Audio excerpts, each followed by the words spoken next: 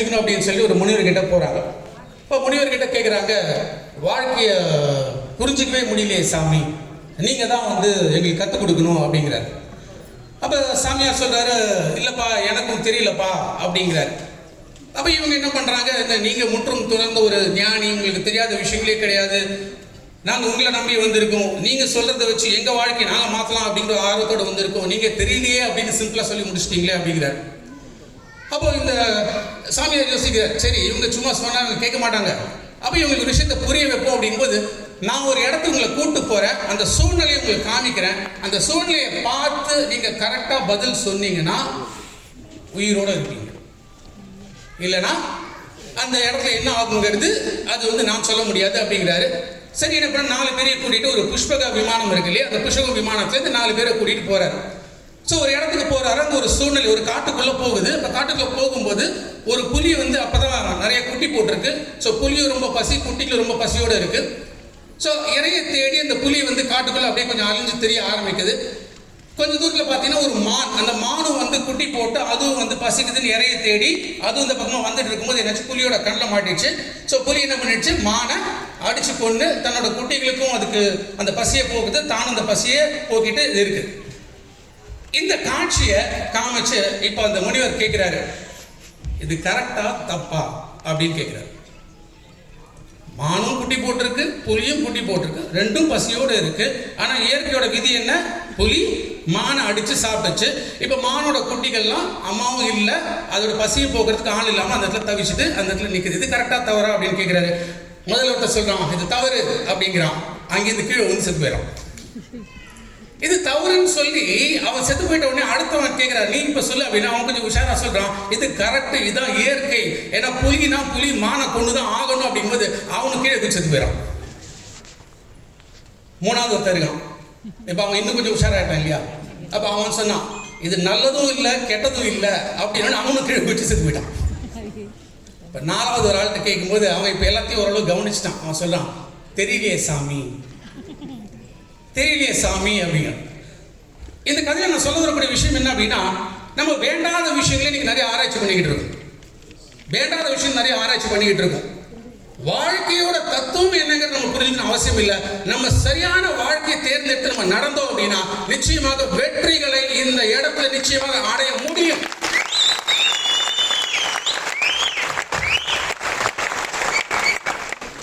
அப்ப நம்ம என்ன இருக்குங்கிறது கரெக்டா புரிஞ்சுக்கிட்டோம்னா அந்த வெற்றிகள் இருக்கு. அதை புரிஞ்சுக்கிட்ட ஒரு நபர் 22 ஆண்டுகளுக்கு முன்னாடி வெஸ்டீஜ் மார்க்கெட்டிங் பிரைவேட் லிமிடெட் அப்படிங்கிற ஒரு நிறுவனத்தை தொடங்கி இன்னைக்கு லட்சக்கணக்கான மக்களோட வாழ்க்கையில மிகப்பெரிய ஒரு சந்தோஷத்தை ஏற்படுத்தி கொடுத்துருக்காரு அப்படின்னா நம்முடைய மிகப்பெரிய பாராட்டுகள் நம்முடைய managing director, top management, Gautam Bali sir, Deepak sir and Kalyani sir.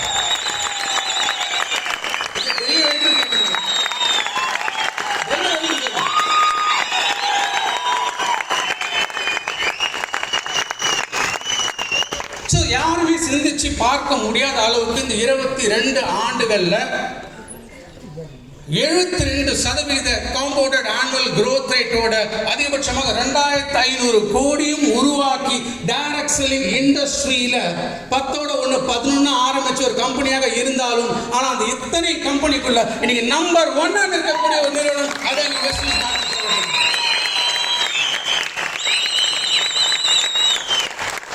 திறமை வாய்ந்த ஒரு மேனேஜ்மெண்ட் இருந்தா இன்னைக்கு இந்த மாதிரி வளர்ச்சி கொடுக்க முடியுங்கிறது யோசிச்சு பாருங்க. அது மட்டும் இல்ல, அடுத்த மேனேஜ்மெண்டோட அடுத்த விஷன் என்னங்க, 2030 $1 billion. சோ $1 billion சராசரி 9000 கோடி நம்முடைய வியாபாரம் இருந்துச்சு அப்படின்னா இனி வெஸ்டில் இணைஞ்சிருக்கிற ஒவ்வொருத்தரோட வாழ்க்கையும் எந்த அளவுக்கு மாறுங்கிறது யோசிச்சு பாருங்க. அதற்காக ஒரு பெரிய பாராட்டுகள் திரும்ப நம்ம மேனேஜ்மெண்ட்.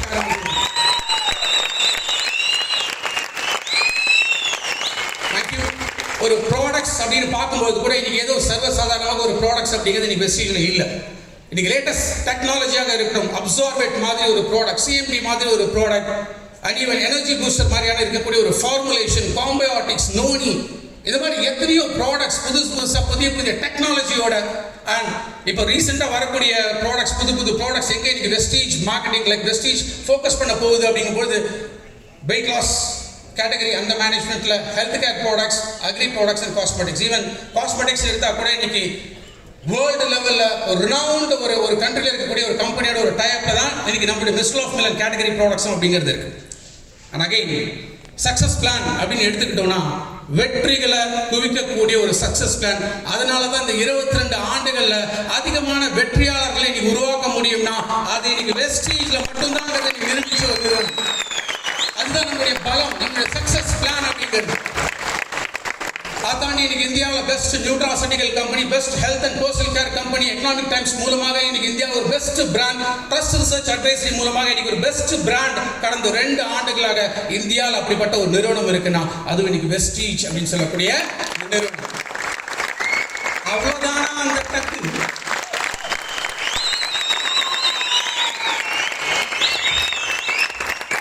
ஏன்னா நம்ம முதல்ல எங்க இருக்கோங்கிறத புரிஞ்சுக்கணும்.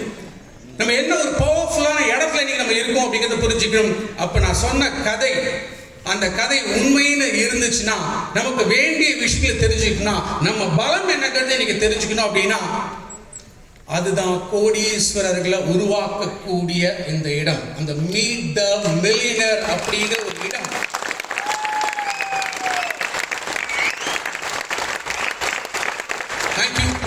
ஸோ இன்னைக்கு வாழ்க்கை மாறுமா, பணம் சம்பாதிக்க முடியுமா அப்படின்னா எஸ். இன்னைக்கு நம்மளோட விஎம்சிஎம் தலைவர்கள் இன்னைக்கு இருக்காங்க. ஸோ இவங்க ஆல்ரெடி இன்னைக்கு நிரூபிச்சிருக்காங்க எஸ் இதுல பணம் சம்பாதிக்க முடியும் அப்படிங்கிறத. அதை தாண்டி ஜூன் 2 மேனேஜ்மெண்ட் கம்பெனி அனௌன்ஸ் பண்ணும்போது பிளாட்டினம் டியூசிடி அப்படிங்கிற ஒரு டைட்டிலும் கொண்டு வந்து லான்ச் பண்ண முதல் மாதமே 8 பிளாட்டினம் டியூ சீரிஸ் உருவானாங்க. அதுல 4 பேர் சவுத் இந்தியால இருந்து உருவாங்க.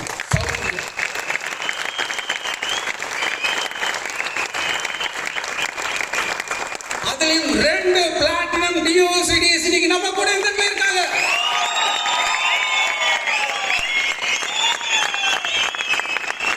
அப்படிப்பட்ட ஒரு இடம் ஒரு 30 ஆண்டுகளுக்கு முன்பு டைரக்ஷன் இந்த துறைக்குள்ள காலடி எடுத்து வச்சு இதுல படிப்படியாக முன்னேறி ஒரு ஆழ்ந்த அனுபவம் இதை எடுத்துக்கிட்டு இன்னைக்கு தமிழ்நாடு, இன்ஃபேக்ட் தமிழ்நாட்டிலேயும் ஒரு டீம்ஸ் இருக்கு, ஆந்திராவில் டீம்ஸ் இருக்கு, தெலுங்கானாவில் டீம்ஸ் இருக்கு, கர்நாடகாவில் ஃபுல்லா டீம்ஸ் இருக்கு, நார்த் இந்தியா ஃபுல்லா ஒரு டீம் இருக்கு. அவர் கொஞ்சம் கொஞ்சமா விரிவடைய செஞ்சு அதிகபட்ச வருமானமாக இன்னைக்கு 46 லட்சம் சம்பாதித்து இருக்கக்கூடிய ஒரு தலைவர்.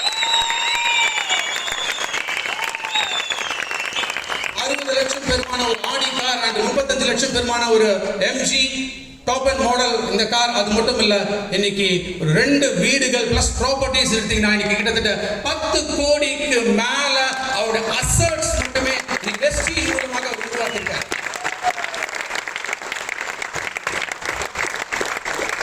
நிறைய பேர் யோசிக்கிறது, சார் ஒருவேளை நான் 15 வருஷம் 20 வருஷம் முன்னாடி வந்திருந்தா ஒருவேளை இதெல்லாம் நான் அடைஞ்சிருக்கலாம்.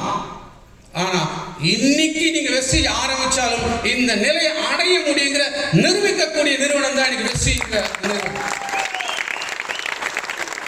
சார் எப்படி இந்த இடத்தை அடைஞ்சார்? பார்க்க ஆசையா இருக்கா? நிச்சயமா. அப்ப என்ன பண்ணணும்? ஒரு ஸ்டாண்டிங் ஓவேஷன். இந்த கைத்தட்டலுக்கு நான் கூப்பிட முடியாது அவரை, இந்த கைத்தட்டல் நான் கூப்பிட முடியாது அவரை. இன்னும் பலத்த கைத்தட்டல். So let's welcome our platinum DOCD Mr. Subhaya Shetty sir onto the stage. Let's welcome.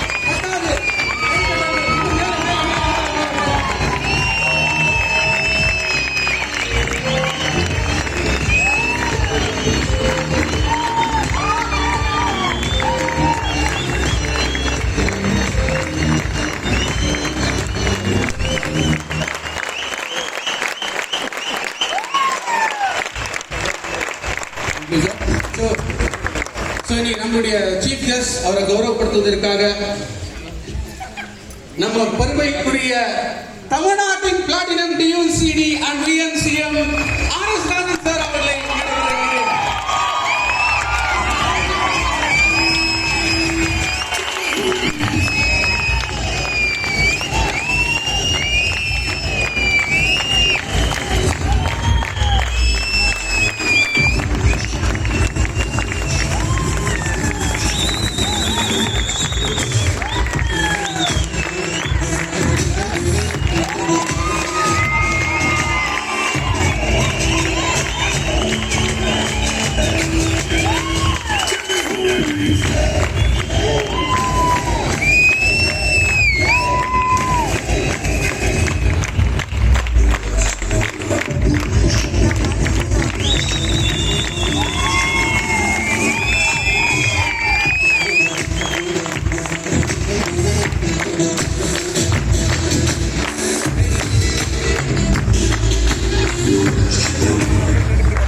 Thank you so much sir. So in fact இன்னைக்கு அரசியல் என்ன நடந்துட்டு இருக்கு அப்படிங்கிறத பார்க்கலாம், தமிழ்நாடுக்கும் கர்நாடகாவுக்கும். ஆனால் அங்கே அரசியல், இங்கே உண்மையான நட்பு, தமிழ்நாட்டின் பிளாட்டினம் டிஎஸ்பி, கர்நாடகத்தின் பிளாட்டினம் டிஎஸ்பி. மிகப்பெரிய பாராட்டுகள் நம்முடைய பிளாட்டினம் டிஎஸ்பி. நன்றி சார். ஸோ அடுத்த double crown directors Subesh sir அவர்களை கௌரவப்படுத்த மேடைக்கு ஒரு மாதிரி அழைக்கிறேன்.